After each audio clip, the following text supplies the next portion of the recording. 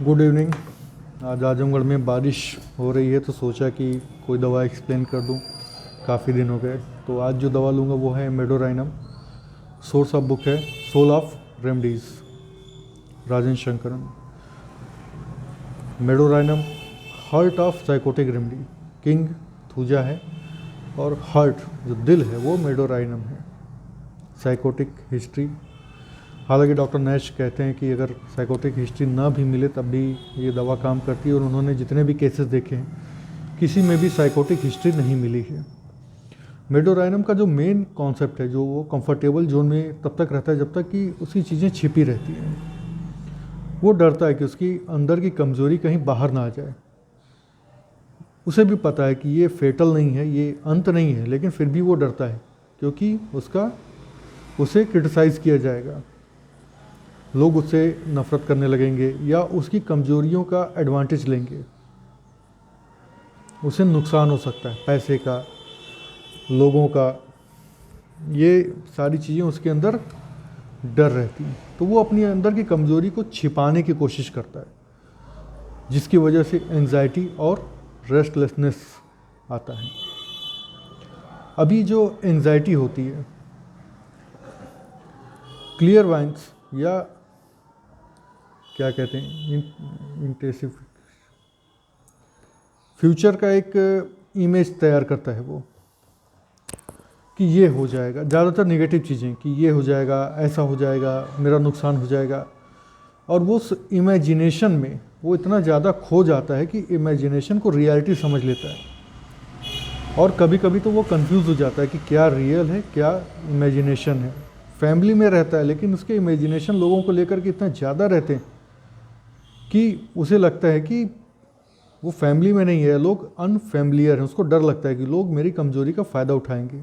इसकी वजह से होता क्या है कि उसके अंदर जो उसका बेसिक नेचर है बहुत सॉफ्ट है, बहुत अच्छा वो पेशेंट रहता है या रहती है, लेकिन उसके अंदर एक अपने नेचर से अगेंस्ट चलने की हैबिट आ जाती है। जैसे वो रूड हो जाएगा, एब्रप्ट हो जाएगा, क्रिटिसिज्म, हर चीज़ का क्रिटिसाइज़ करेगा। वो अपनी धमक अपनी बातों से करना चाहता है कि लोग उसकी कमज़ोरी को परख ना पाएँ। अंदर से वो बहुत डरपोक होता है, फियरफुल होता है, अंधेरे से डर लगता है, भूत से डर लगता है। अगर कभी घर पर है तो सारे लाइट ऑन करके सोएगा कि कहीं कुछ भूत ना आ जाए। इन सब चीज़ों से उसको डर लगता है।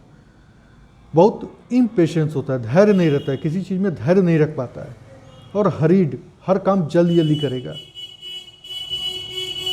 एक तरह की गिल्ट फीलिंग होती है उसके एंग्जाइटी में, जैसे उसने कोई क्राइम कमिट किया हो। और रेस्टलेसनेस का जो एक्सप्रेशन रहता है, जैसे हाथ हिलते रहेंगे, पैर हिलते रहेंगे, मूवमेंट होता रहेगा इधर उधर। और जो गिल्ट और क्राइम है तो वॉशिंग मैनिया मेडोराइनम में पाया जाता है। बार बार हाथ धुलेगा, उसको जब भी वो फीलिंग आएगी, एंग्जाइटी होगी, बस हाथ धुलना शुरू कर देगा। डॉक्टर शंकरन जी ने एक छोटी सी स्टोरी सुनाई। जैसे एक राजकुमार है, प्रिंस है, पढ़ा लिखा है, कैपेबल है, लेकिन अभी वो उस एज में नहीं पहुंचा है जहाँ पे वो रिस्पॉन्सिबिलिटी ले सकता है। वो एक राजा का बेटा है जो बहुत रिच हैं, बड़े राजा हैं, और वो मरने वाले हैं। अब वो ये सोचता है कि मैं तो उतना कैपेबल नहीं हूँ, मेरे अंदर वो कैपेसिटी नहीं कि मैं चीज़ों को मैनेज कर सकूँ।